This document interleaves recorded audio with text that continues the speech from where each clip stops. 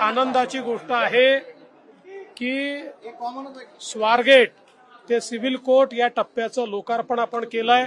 स्वारगेट ते कात्रजचं भूमिपूजन आपण केलंय। आता 33 किलोमीटरची मेट्रो पुण्यामध्ये कार्यान्वित झालेली आहे। 2016 साली माननीय मोदीजींच्या आशीर्वादाने ज्याचं काम आपण सुरू केलं, पहिला टप्पा रेकॉर्ड वेळेत आपण पूर्ण केला आणि आता ज्या स्वारगेट स्टेशनवर आपण आहोत हे एक इंजिनिअरिंग मार्वल आहे। जमिनीच्या खाली 6 मजले खाली हे स्वारगेट स्टेशन या ठिकाणी आहे। सर्व प्रकारच्या ट्रान्सपोर्टेशन मोड्सचं इंटिग्रेशन या ठिकाणी करण्यात आलेलं आहे। देशातलं सर्वात मोठं आणि सर्वात चांगलं स्टेशन हे स्वारगेटचं स्टेशन आपण केलेलं आहे।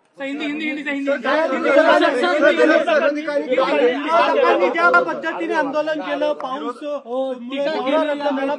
विरोधकांना पुणेकरांची घेणं देणं नाही। पुणेकरांची घेणं देणं असतं तर 2008 साली विचार आला होता पुण्याला मेट्रो सुरू करण्याचा।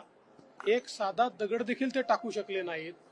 जे साधा एक पिलरही उभा करू शकले नाहीत, त्यांनी टीका करणं हे हास्यास्पद आहे।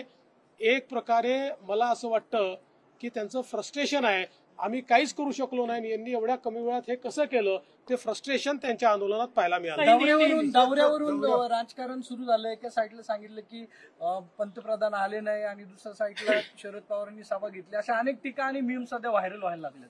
असं आहे, राजकीय सभा नव्हती, हा सरकारी कार्यक्रम होता आणि पंतप्रधानांच्या कार्यक्रमाला 50,000 लोक येतात। ही काही कोपऱ्यातली सभा नाहीये, त्यामुळे 50,000 लोक ज्या सभेला येतात, इतका पाऊस पडत असताना, शाळांना सुट्टी आपण दिलेली असताना, रेड अलर्ट असताना पंतप्रधान जर इथे आले असते आणि लोकांना असुविधा केली असती तर मला असं वाटतं ते अतिशय चुकीचं घडलं असतं। पंतप्रधानांनी मोठं मन दाखवलं, त्यांनी सांगितलं मी लोकांना अडचणीत टाकत नाही। विरोधक राजकारण करतात, त्यांना त्याशिवाय दुसरा धंदाच नाहीये।